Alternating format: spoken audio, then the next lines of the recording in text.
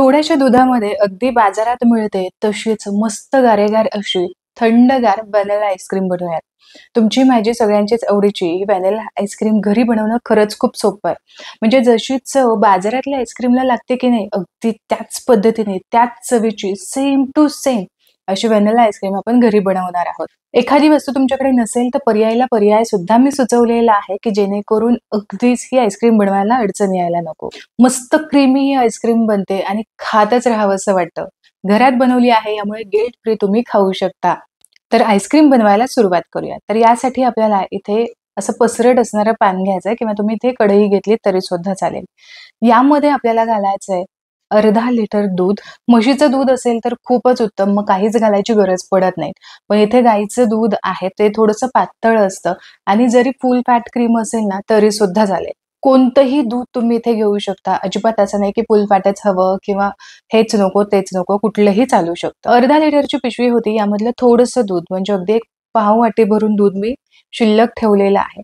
आता हे दूध आपल्याला हलकंसं आटवून घ्यायचंय, पण यावरती साय जमा होता कामा नये याची सुद्धा खात्री घ्यायची आहे. अधून-मधून असं ढवळत राहायचं.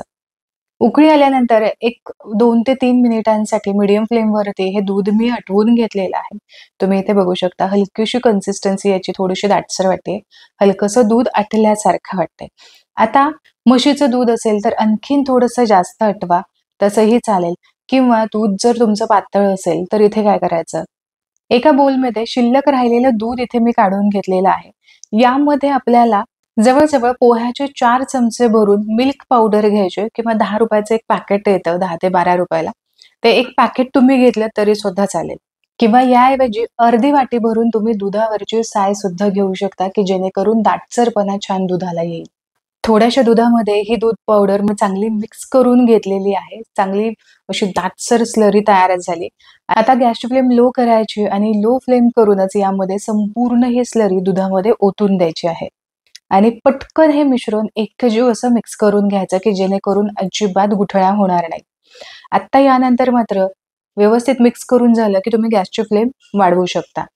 आता चांगलं दाटसर होईपर्यंत हे दूध आपल्याला आटवून घ्यायचंय. बऱ्याचदा तुम्ही बघितलं असेल, की आईस्क्रीममध्ये अजिबात बर्फाचे खडे नसतात. मऊसूत एकदम क्रीमी अशी आईस्क्रीम असते. म्हणूनच दुधामधलं जे काही पाणी आहे ते आपल्याला संपूर्णपणे इथे आटवून घ्यायचंय. एक 2 ते 3 मिनिटांसाठी इथे मी हे मिश्रण चांगलं आटवून घेतलेलं आहे. आता यामध्ये साखर घालायची. तर 4 टेबलस्पून भरून मी यामध्ये साखर घातलेली आहे. म्हणजे पोह्याचे चमचे जर पकडले, एक 7 ते 8 चमचे मी इथे साखर घातलेली आहे. गोडी तुम्हाला कशी हवी आहे त्यानुसार तुम्ही कमी जास्त करू शकता. आता इथे तुम्ही हे दूध बघू शकता. रंग सुद्धा वेगळा दिसतोय आणि बऱ्यापैकी दाटसर सुद्धा झालंय. निम्म्यापेक्षा इथे दूध जास्त आटलेलं आहे.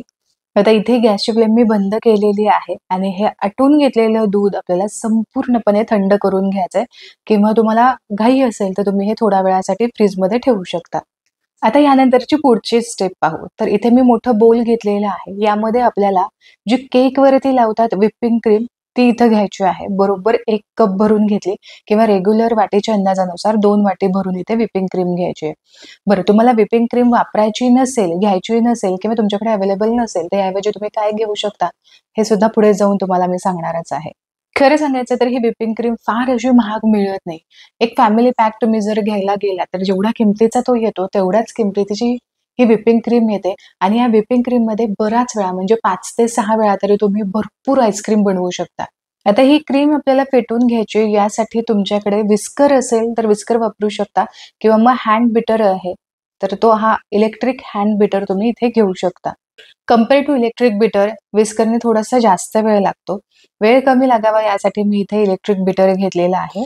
अगदी हँड विस्करने सुद्धा व्यवस्थित होतं, कारण केकसाठी जितकी दाटसर आपल्याला क्रीम हवी असते, आपल्याला तितकी दाटसर आईस्क्रीमसाठी नकोच असते. अगदी सॉफ्ट पीक यायला हवं, इतपतच ही आपल्याला बीट करून घ्यायची आहे. इथे ही क्रीम तुम्ही बघू शकता भरपूर फुललेली आहे आणि याचा व्हॉल्यूम सुद्धा भरपूर दिसतोय. तर तयार झालेली ही क्रीम जी आहे ती खूप वेळ आपल्याला बीट करत बसायचं नाही. अगदी हलकंसं पीक यायला हवं. अगदीच दाखवायचं झालं तर तुम्ही इथे बघू शकता की असं सॉफ्ट पीक यायला आलेला आहे, जो खालच्या दिशेने झुकतोय. हे पहा, हे जे टोक आहे ते खालच्या दिशेने असं झुकलं पाहिजे. म्हणजेच याचा अर्थ अशी सॉफ्ट अशी क्रीम आपली बीट करून झाली आहे. आणि अशी स्पॅच्युलावरती ही क्रीम घेतल्यानंतर झटका न देता लगेचच ही क्रीम खाली पडतीये. तर तुम्ही इथे बघू शकता मस्त अशी क्रीम आपली बीट करून झालेली आहे. आता तयार केलेलं जे दुधाचं मिश्रण आहे ते चांगलं थंड झालेलं आहे. अजिबात हे दुधाचं मिश्रण गरम नको. गरम असेल तर थोडा वेळ तुम्ही फ्रिजमध्ये ठेवून थंड करून घेऊ शकता.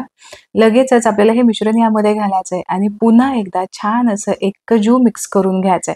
आता मात्र फार वेळ फेटत बसायचं नाही. फक्त जे घातलेलं दूध आहे ते एकजीव असं मिक्स व्हायला हवं. तर साधारण फक्त एक अर्धा मिनिटांसाठीच इथे मी हे मिक्स करून घेतलंय आणि सुरुवातीला जशी क्रीम थोडीशी दाटसर वाटत होती, आता मात्र हे मिश्रण थोडंसं पातळ वाटतंय. तर काही हरकत नाही. आपल्याला हे याच कन्सिस्टन्सीवरती पातळ तरी सुद्धा मस्त क्रीमी असं असायला हवं.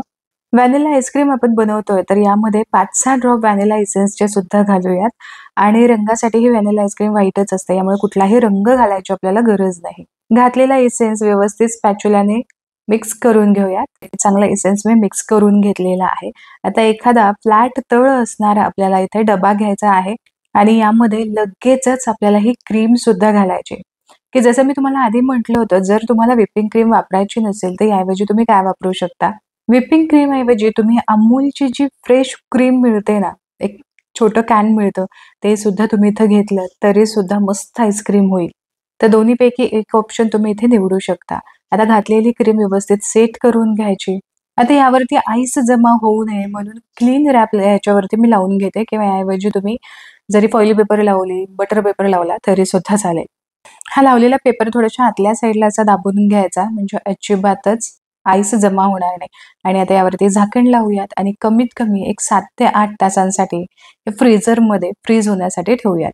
तर इथे दुसऱ्या दिवशी जवळ-जवळ 10-15 तासांसाठी ही आईस्क्रीम अशीच फ्रीज करून घेतलेली आहे. तशी तर 7 ते 8 तासामध्ये व्यवस्थित अशी आईस्क्रीम जमली जाते.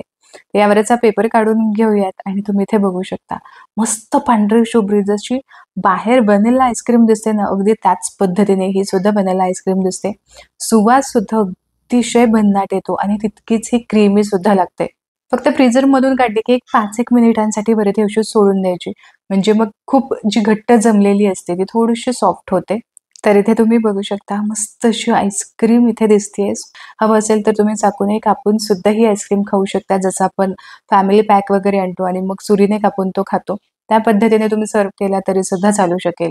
यामध्ये अजिबात बर्फाचे खडे नाहीत. यामुळे खाताना ही मस्त क्रीमी लागते आणि जशी बाहेरची आईस्क्रीम लगेचच वितळली जाते ना, तशीच ही सुद्धा थोड्या वेळानंतर लगेचच पाघळायला सुरुवात होते. पाहताच खावीशी वाटणारी ही आईस्क्रीम मस्त क्रीमी अशी झालेली आहे. त्यामुळे घरी बनवा, मनसोक्त खा, गिल्ट फ्री खा. आपल्याच किचनमध्ये हायजीन मेंटेन करून स्वच्छ भांडे वापरून ही बनवलेली आहे. यामुळे मुलांना सुद्धा तुम्ही बिंदास खायला देऊ शकता. तर आशा करते आजची ही रेसिपी तुम्हाला आवडली असेल. रेसिपी आवडली तर व्हिडिओला लाईक जरूर करा. तुमच्या मित्र आणि परिवारामध्ये ही रेसिपी नक्की शेअर करा. पुन्हा भेटूया अशाच एका मस्त रेसिपी सोबत. तोपर्यंत स्वस्त राहा आणि मस्त मस्त खात राहा.